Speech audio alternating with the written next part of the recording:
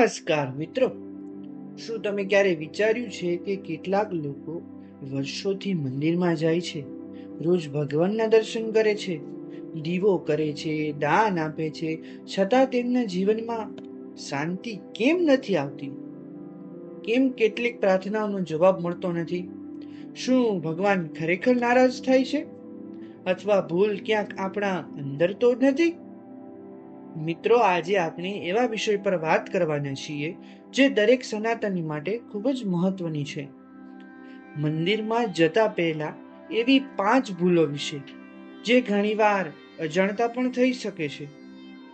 આ ભૂલો લાગે નાની, પરંતુ જો આપણે ભક્તિનો સાચો અર્થ સમજવા માંગતા હોઈએ તો આ વાતો પર વિચાર કરવો જરૂરી છે. આ વિડીયોનો હેતુ કોઈને ડરાવવાનો તો બિલકુલ નથી. હેતુ એ છે કે આપણે ભક્તિ વધુ સમજપૂર્વક અને વધુ શ્રદ્ધાથી કરી શકીએ.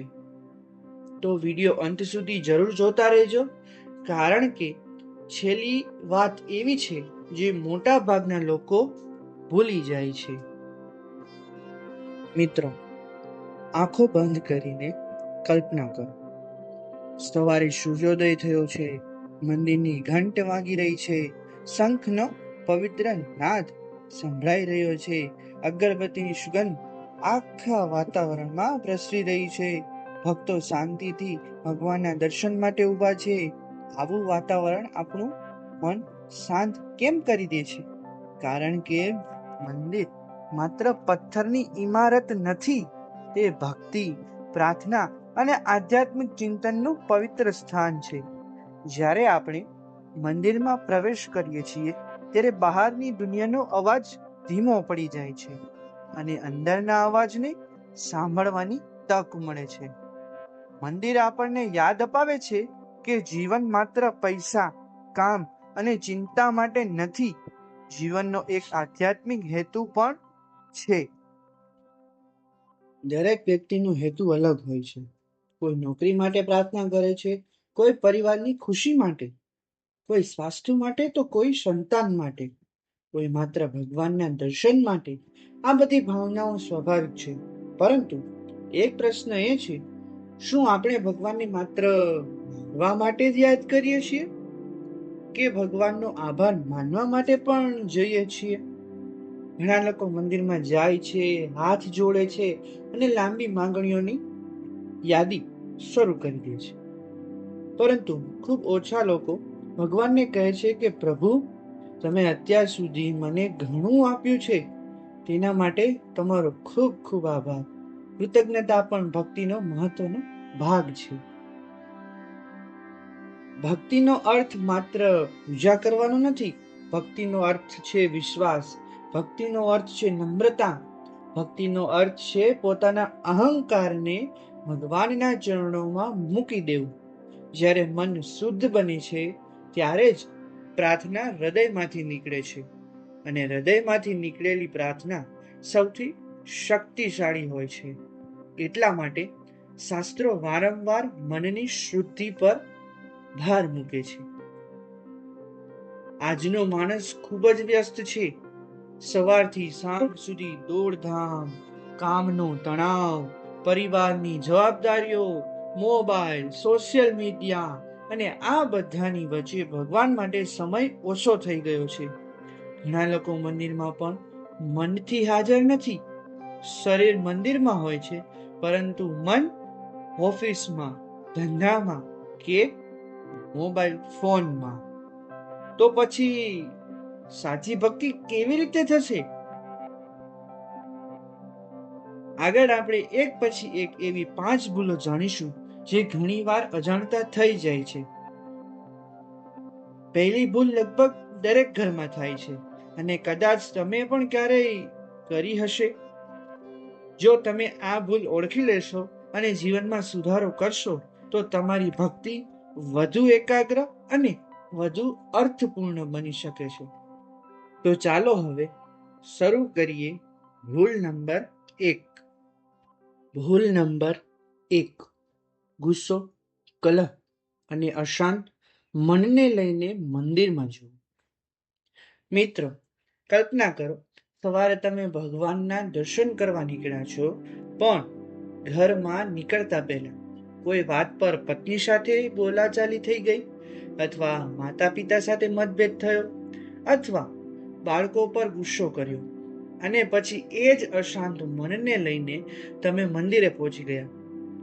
હવે એક પ્રશ્ન એ છે, શું એ સમયે ખરેખર તમારું મન ભગવાનમાં હશે, કે પછી હજુ પણ એ ઝઘડો, એ શબ્દો અને એ ગુસ્સો તમારા મનમાં ચાલતો હશે?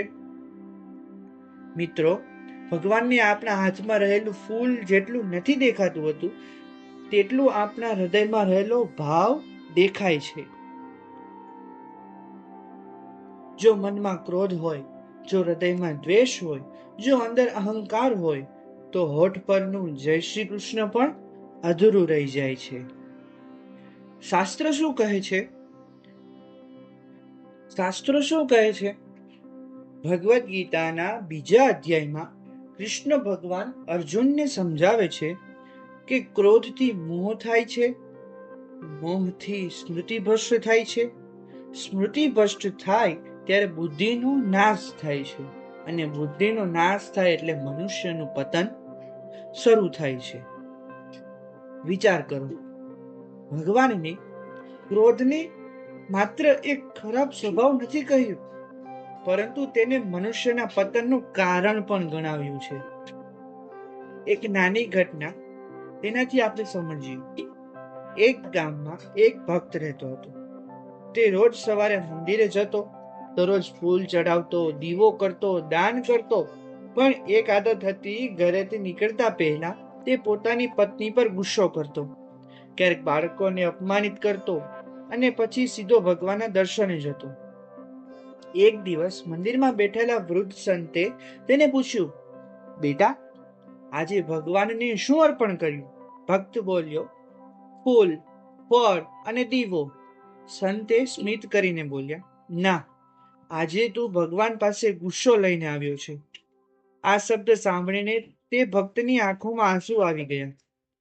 તેને સમજાયું કે શરીર તો મંદિરમાં આવ્યું, પણ મન હજુ ઘરના ઝઘડામાં અટવાયેલું.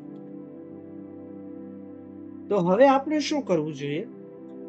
તો મિત્રો, જો ક્યારેય ઘરમાં મતભેદ થઈ જાય, તો મંદિરે જતા પહેલા 2 મિનિટ શાંત બેસવું, ધીમે ધીમે શ્વાસ લો, ભગવાનનું નામ લો. જો શક્ય હોય તો જેની સાથે બોલાચાલી થઈ હોય તેને પ્રેમથી કહો, જો મારી કોઈ ભૂલ થઈ હોય તો મને માફ કરજો, મને ક્ષમા કરો. વિશ્વાસ રાખજો, આ શબ્દો તમારા ઘરમાં પણ શાંતિ લાવશે અને તમારી પ્રાર્થનામાં પણ શક્તિ ઉમેરશે. મંદિરમાં જવાનો અર્થ એ થયો કે આપણે આપણી જાતમાં બદલાવ લાવવાનો છે. મંદિર એક એવી જગ્યા છે જ્યાં આપણે અહંકારને ઉતારીએ છીએ, ક્રોધને છોડીએ છીએ, દ્વેષને છોડીએ છીએ અને પ્રેમને લઈને બહાર નીકળીએ છીએ. જો આપણે ક્રોધને લઈને અંદર જઈએ અને ક્રોધ લઈને જ બહાર આવીએ, તો પછી દર્શનનો સાચો અર્થ શું મળ્યો? આત્મચિંતન. હવે હું તમને એક પ્રશ્ન પૂછું છું. છેલ્લી વખત જ્યારે તમે મંદિરે ગયા હતા, ત્યારે તમારું મન સંપૂર્ણ રીતે ભગવાનમાં હતું, કે પછી ઓફિસમાં, ધંધામાં, પૈસામાં, કે અથવા પરિવારની ચિંતામાં જ હતા? આ પ્રશ્નનો જવાબ મને નહીં, તમારા પોતાના અંતરાત્માને આપો, કારણ કે ભગવાનને છેતરી ના શકાય. ભગવાન આપણા શબ્દો પહેલા આપણું મન વાંચે છે. મંદિરમાં જતા પહેલા શરીર તૈયાર કરવું જરૂરી છે, પણ તેનાથી પણ વધુ જરૂરી છે મનને તૈયાર કરવું. મનને તૈયાર કરવું એટલે કે ગુસ્સો છોડવો, દ્વેષ છોડવો, અહંકાર છોડવો, અને પછી ભગવાનના દર્શન કરવું. ત્યારે જ ભક્તિનો સાચો આનંદ અનુભવાશે. તો ચાલો મિત્રો, હવે આગળ વધીએ. ભૂલ નંબર 2, જે લગભગ દરેક વ્યક્તિ અજાણતા કરતા હોય છે. ભૂલ નંબર 2, શરીરની સફાઈ કરવી તો જરૂરી છે, પરંતુ મનનું શું? મિત્રો, હવે હું તમને એક ખૂબ જ મહત્વનો પ્રશ્ન પૂછવા માંગુ છું. જો કોઈ વ્યક્તિ સુંદર અને નવા કપડાં પહેરીને મંદિરમાં આવે, સુગંધિત અત્તર લગાવે, સ્નાન કરીને આવે, પણ તેમાં મનમાં ઈર્ષ્યા હોય, દ્વેષ હોય, કપટ હોય, તો શું ભગવાન તેની બહારની સફાઈથી પ્રસન્ન થશે? કે પછી ભગવાન તેના મનને જોશે? વિચાર કરો. જ્યારે કોઈ મહેમાન આપણા ઘરે આવે ત્યારે ઘર સાફ કરીએ છીએ, પણ જ્યારે ભગવાનના ઘરે જઈએ છીએ ત્યારે શું આપણે પોતાના મનને કદી સાફ કર્યું છે? મિત્રો, શરીરની સફાઈ તો જરૂરી જ છે, સ્વચ્છ કપડાં પહેરવા પણ જરૂરી છે, કારણ કે સ્વચ્છતા પણ ધર્મનો એક ભાગ જ છે. પરંતુ શાસ્ત્ર એ કહે છે કે શરીરની શુદ્ધિ કરતા પહેલા મનની શુદ્ધિ વધુ મહત્વની છે, કારણ કે ભગવાનને બહારનો દેખાવ નહીં, અંદરનો ભાવ દેખાય છે. મનની ગંદકી એટલે શું? તો મિત્રો, ઘણા લોકો પૂછે છે કે મન ગંદુ એટલે શું? મનની ગંદકી એટલે શું? તો કે ઈર્ષ્યા, દ્વેષ, લોભ, અહંકાર, કપટ, બીજાનું ખરાબ વિચારવું, કોઈની સફળતા જોઈને દુઃખી થવું, કોઈનું અપમાન કરીને ખુશ થવું, બીજાને માફ ન કરવું, આ બધી વસ્તુ મનને ધીમે ધીમે અશુદ્ધ બનાવે છે. અને જ્યારે આવું મન લઈને આપણે ભગવાનની સામે ઉભા રહીએ ત્યારે પ્રાર્થનામાં શું હોય એ કઈ હૃદય સુધી તો પહોંચે નહીં. એક સુંદર કથા દ્વારા આપણે સમજીએ. એક વખત બે ભક્ત મંદિરમાં આવ્યા. એક ધનિક હતો, મોંઘા કપડાં પહેરેલા, હાથમાં કિંમતી ફૂલ અને મોટો પ્રસાદ. બીજો એક ગરીબ ખેડૂત હતો, સાદા કપડાં, હાથમાં માત્ર એક નાનું ફૂલ, પણ હૃદયમાં ભગવાન માટે અખૂટ પ્રેમ. બંનેએ ભગવાનના દર્શન કર્યા. લોકોને લાગ્યું કે ભગવાન ધનિકની ભેટથી વધારે પ્રસન્ન થશે. પણ સાચી ભેટ કોની હતી? જેમાં પ્રેમ હતો, જેમાં અહંકાર નહોતો. ભગવાનની ભેટની કિંમત નહીં, ભાવની કિંમત હતી. એટલે કહેવાય છે, ભગવાનને સોનું નથી ગમતું, ભગવાનને સત્ય ભાવ ગમે છે. આજના જીવનમાં આ ભૂલ કેવી રીતે થાય છે, આવો જાણીએ. તો મિત્રો, આજે ઘણા લોકો મંદિરમાં જતા પહેલા કલાકો સુધી તૈયાર થાય છે, નવા કપડાં, મોંઘી ઘડિયાળ, સુંદર ફોટા પાડે છે, સોશિયલ મીડિયા ઉપર પોસ્ટ પણ કરે છે, પણ 5 મિનિટ ભગવાનનું નામ લઈને મનને શાંત નથી કરતા. અમે બહારને ચમકાવીએ છીએ, અંદરને નહીં. અને પછી પૂછીએ છીએ, મારી પ્રાર્થના કેમ સ્વીકારતા નથી? પોતાને પૂછવાના 5 પ્રશ્નો. તો મંદિરમાં પ્રવેશ કરતા પહેલા પોતાને શું પૂછવું જોઈએ? શું આજે મેં કોઈનું દિલ દુભાવ્યું છે? શું આજે મેં કોઈની નિંદા કરી છે? શું આજે હું કોઈની સફળતાથી ઈર્ષ્યા કરી રહ્યો છું? શું આજે હું કોઈને માફ કરી શક્યો નથી? શું હું ભગવાન પાસે જઉં તે પહેલા મારું મન શાંત છે? જો આ 5 પ્રશ્નોના જવાબ સાચી રીતે આપી શકશો તો તમે તમારી ભક્તિ બદલાઈ જશે. મનને શુદ્ધ કરવાની સરળ રીત. મંદિરે જતા પહેલા 2 મિનિટ આંખો બંધ કરી 3 ઊંડા શ્વાસ લો. ભગવાનનું નામ લો. જે વ્યક્તિ પ્રત્યે મનમાં ગુસ્સો હોય તેના માટે પણ ભગવાન પાસે શુભેચ્છા માંગો અને કહો, હે પ્રભુ, મારું મન શુદ્ધ કરો, મારા અહંકારને દૂર કરો, મને પ્રેમ અને ક્ષમાનો માર્ગ બતાવો. વિશ્વાસ રાખજો, આ પ્રાર્થના તમારા જીવનમાં ધીમે ધીમે પરિવર્તન લાવશે. અને અંતે મિત્રો, મંદિરમાં જતા પહેલા માત્ર શરીરને નહીં, મનને પણ પવિત્ર બનાવો, કારણ કે ભગવાન સામે આપણે કપડાથી નહીં પણ આપણા કર્મ, વિચાર અને ભાવથી ઓળખીએ છીએ. તો ચાલો હવે આગળ વધીએ. ભૂલ નંબર 3, જે ઘણીવાર ભક્તિને દેખાડામાં બદલી દે છે. ભૂલ નંબર 3, ભક્તિને દેખાડો બનાવી દેવી, ભગવાનને નહીં, લોકોને પ્રસન્ન કરવાનો પ્રયત્ન. જી હા, હવે હું તમને એક પ્રશ્ન પૂછવા માંગુ છું. જે કદાચ થોડો કઠિન લાગશે. જ્યારે તમે મંદિરમાં જાઓ છો ત્યારે તમે ભગવાનને મળવા જાઓ છો કે લોકોને બતાવવા જાઓ છો કે હું કેટલો ધાર્મિક છું? થોડી ક્ષણ માટે વિચાર કરો. આજના સમયમાં ભક્તિ પણ ઘણીવાર દેખાડામાં બદલાતી જાય છે.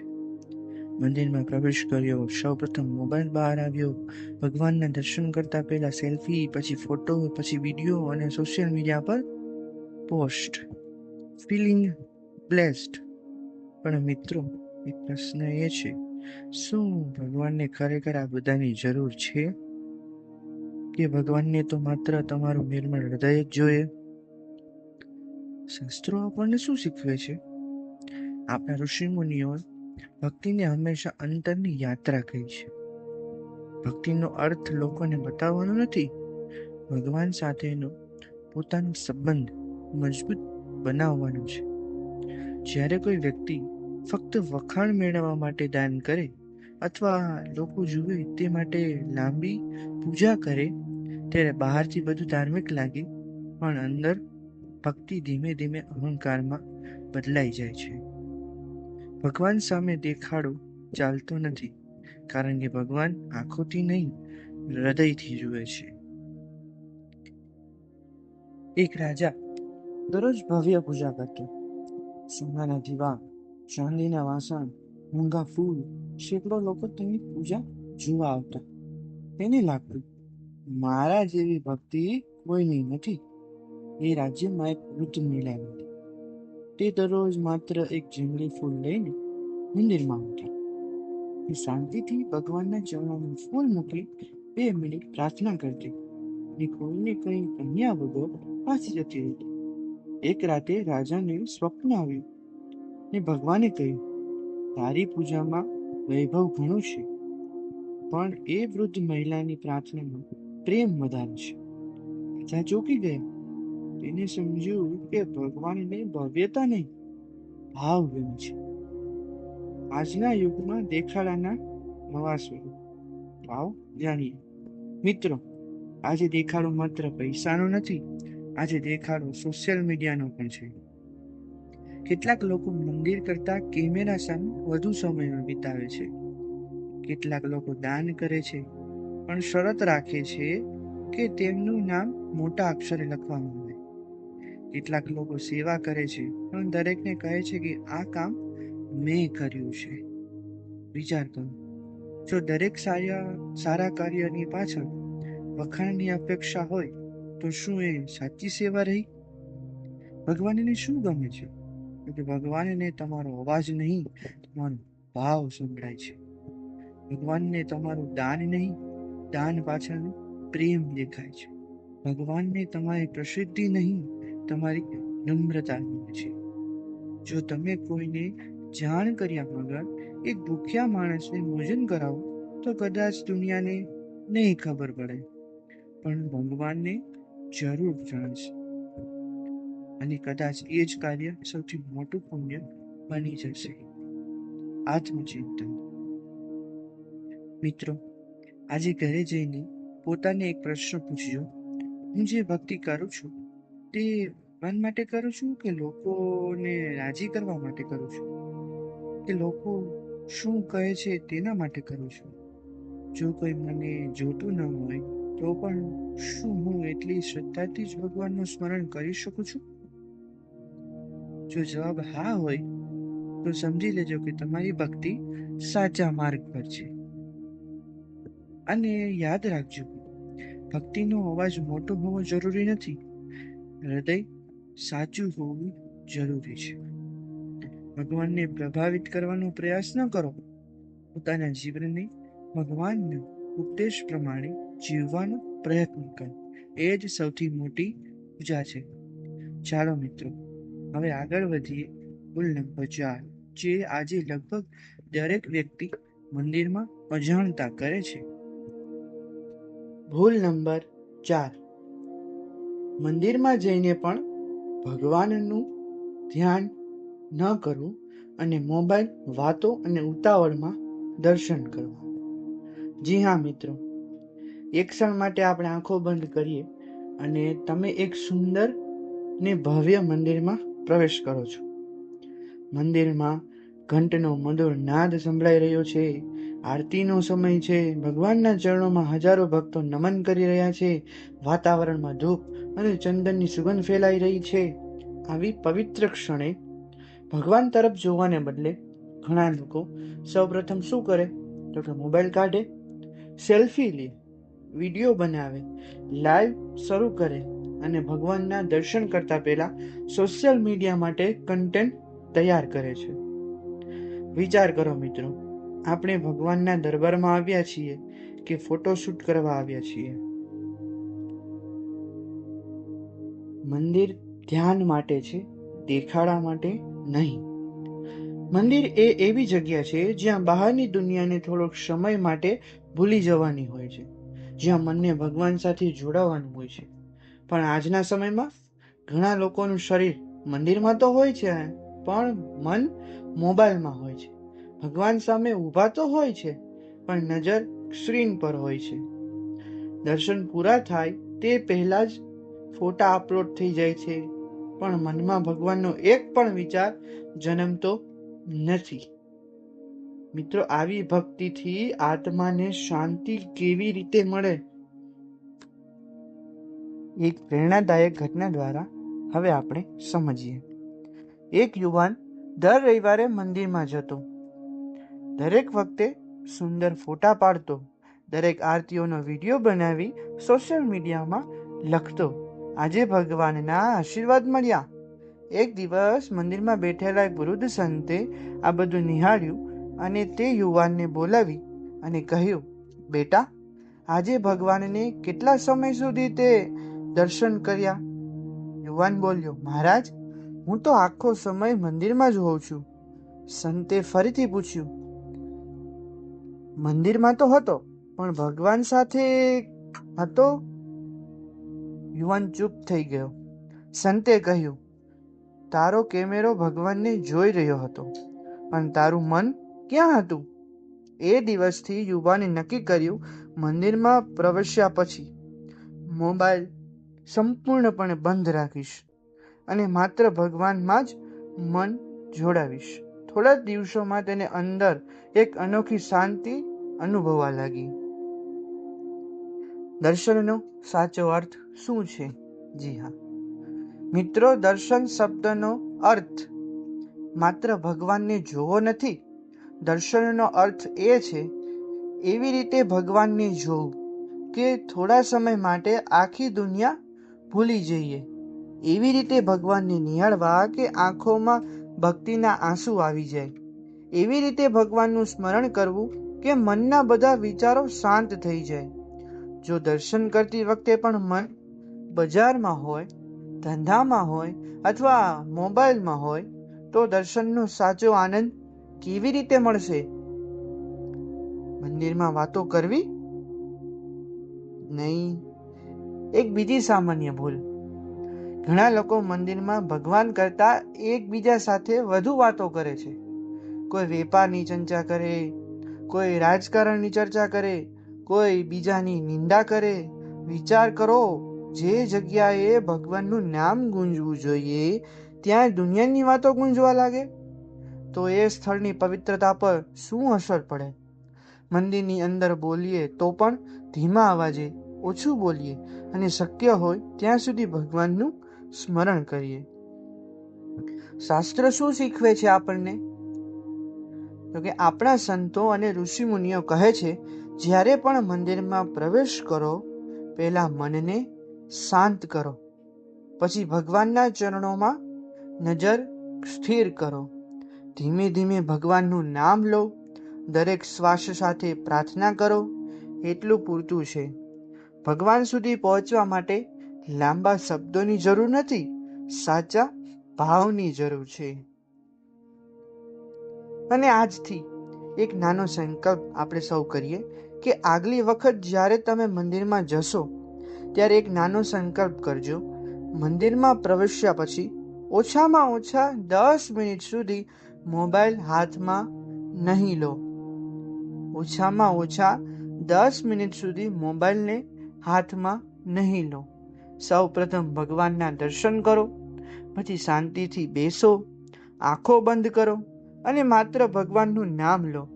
વિશ્વાસ રાખજો, આ 10 મિનિટ તમારા આખા દિવસને બદલી દેશે.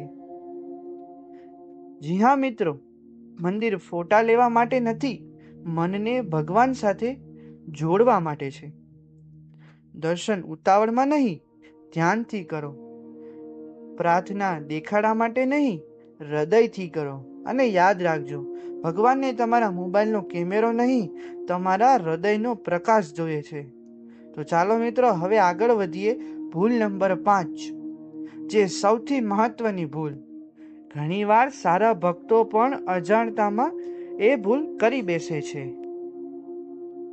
ભૂલ નંબર 5, મંદિરમાં જઈને ફક્ત માંગવું પણ ભગવાનનો આભાર માનવાનું ભૂલી જવું.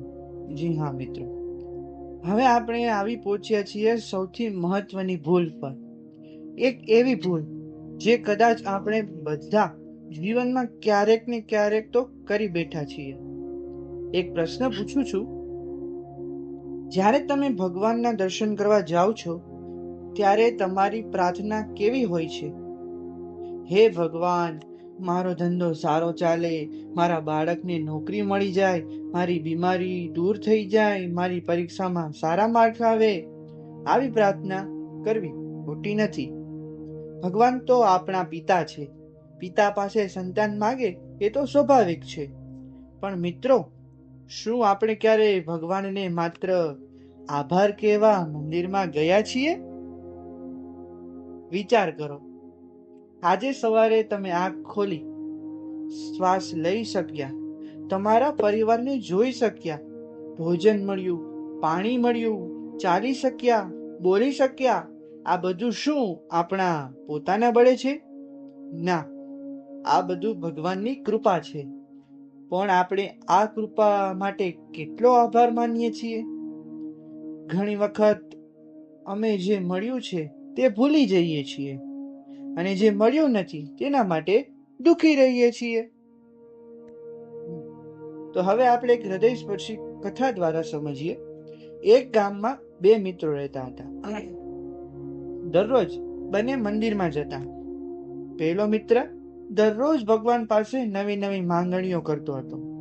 મને વધુ પૈસા આપો, મને મોટું ઘર આપો, મને સફળતા આપો.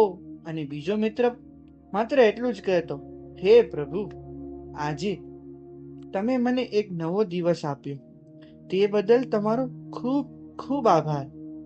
વર્ષો પછી પહેલો મિત્ર હજુ પણ અસંતુષ્ટ હતો, કારણ કે તેની ઈચ્છાઓ ક્યારેય પૂરી જ થતી નહોતી. પણ બીજો મિત્ર ઓછી સંપત્તિ હોવા છતાં હંમેશા ખુશ રહેતો, કારણ કે તેણે એક રહસ્ય સમજી લીધું હતું. કૃતજ્ઞતા સુખનો સૌથી મોટો દરવાજો છે. હવે શાસ્ત્ર આપણને શું શીખવે છે, આવો જાણીએ. ભગવદ્ ગીતા આપણને શીખવે છે કે જે વ્યક્તિ ભગવાન પર વિશ્વાસ રાખે છે અને કૃતજ્ઞ રહે છે, તેનું મન ધીમે ધીમે શાંત થવા લાગે છે. પ્રાર્થના માત્ર માંગવાનો માર્ગ નથી. પ્રાર્થના ભગવાન સાથેનો સંબંધ છે. સંબંધમાં માત્ર માંગણી હોય અને આભાર ન હોય તો એ સંબંધ અધૂરો રહે છે. હવે આપણે એક નાનો પ્રયોગ કરીએ. આગલી વખત જ્યારે તમે મંદિરમાં જાઓ, એટલે કે હવે તમે મંદિરમાં જવાના હો, ત્યારે પહેલા 5 મિનિટ સુધી કંઈ પણ ન માંગશો. માત્ર ભગવાન સામે ઊભા રહીને કહો, હે પ્રભુ, તમે મને જે આપ્યું છે તે માટે હું તમારો આભારી છું. મારા માતા પિતા માટે આભાર, મારા પરિવાર માટે આભાર, મારા શ્વાસ માટે આભાર, મારા જીવન માટે આભાર. વિશ્વાસ રાખજો, આ પ્રાર્થના પછી તમને અંદરથી એક અલગ જ આનંદ અનુભવાશે. હવે આપણે આગળ જાણીશું કે ભગવાનને શું ગમે છે. ભગવાનને લાખો શબ્દોની જરૂર નથી. એક સાચો આભાર પણ ભગવાન સુધી પહોંચી જાય છે. ભગવાનને લાંબી માંગણીઓ નહીં, સાચો પ્રેમ ગમે છે. ભગવાનને મોટા દાન નહીં, નિસ્વાર્થ ભાવ ગમે છે. ભગવાનને ભવ્ય દેખાડો નહીં, સાદગી ગમે છે. આખા વિડીયોનો સાર હવે આપણે જાણીએ. જે તમને બધાને ખ્યાલ જ હશે એ 5 મહત્વની વાતો. શું હશે એ વાતો? તો કે એમાં સૌથી પહેલું છે ગુસ્સો અને કલહ લઈને મંદિરમાં ન જવું. બીજું છે માત્ર શરીર નહીં, મનને પણ શુદ્ધ કરવું. ત્રીજું, ભક્તિને દેખાડામાં ન બદલવી. ચોથું છે મંદિરમાં મોબાઈલ અને દુનિયાની વાતો છોડીને ભગવાનમાં ધ્યાન આપવું. અને પાંચમું, જે સૌથી મહત્વનું છે, ભગવાન પાસે ફક્ત માગવું નહીં, તેમનો આભાર પણ માનવો. જો આ 5 વાતો જીવનમાં ઉતારી લેશો તો તમારું આખું જીવન બદલાઈ જશે. પણ મિત્રો, એક પ્રશ્ન હજુ બાકી છે. જો આપણે મંદિરે જઈએ, મન પણ શુદ્ધ રાખીએ, અહંકાર પણ છોડીએ, ભગવાનનો આભાર પણ માનીએ, તો પછી ભગવાનના દર્શન કરવાની સાચી રીત શું છે? શું ફક્ત ભગવાનને જોઈ લેવું એ જ દર્શન છે, કે દર્શન પાછળ પણ કોઈ દિવ્ય રહસ્ય છુપાયેલું છે? તો મિત્રો, આ પ્રશ્નનો જવાબ સ્વયં ભગવાન શ્રી સ્વામિનારાયણે આપ્યો છે. વચનામૃતમાં શ્રીજી મહારાજે દર્શનની એવી દિવ્ય રીત સમજાવી છે, જેને જો જીવનમાં ઉતારી લઈએ તો દરેક દર્શન ભગવાન સાથેનો જીવંત અનુભવ બની શકે છે. તો હવે દર્શનની સાચી રીત શું છે તે ભગવાન સ્વામિનારાયણ આપણને કહે છે. સૌથી પહેલા એમાં તો સૌ પ્રથમ ભગવાનના ચરણોમાં દ્રષ્ટિ કરવી. પછી ધીમે ધીમે આખા દિવ્ય સ્વરૂપને નિહાળવું. ત્યારબાદ ભગવાનના મુખારવિંદ પર નજર સ્થિર કરવી. અને ત્યારબાદ મનમાં સતત સ્વામિનારાયણ સ્વામિનારાયણ નામનું સ્મરણ કરવું. અને ત્યારબાદ હૃદયથી પ્રાર્થના કરવી. હે મહારાજ, આજે જે દિવ્ય સ્વરૂપના મેં દર્શન કર્યા, એ સ્વરૂપ મારા હૃદયમાં હંમેશા માટે વસેલું રહે.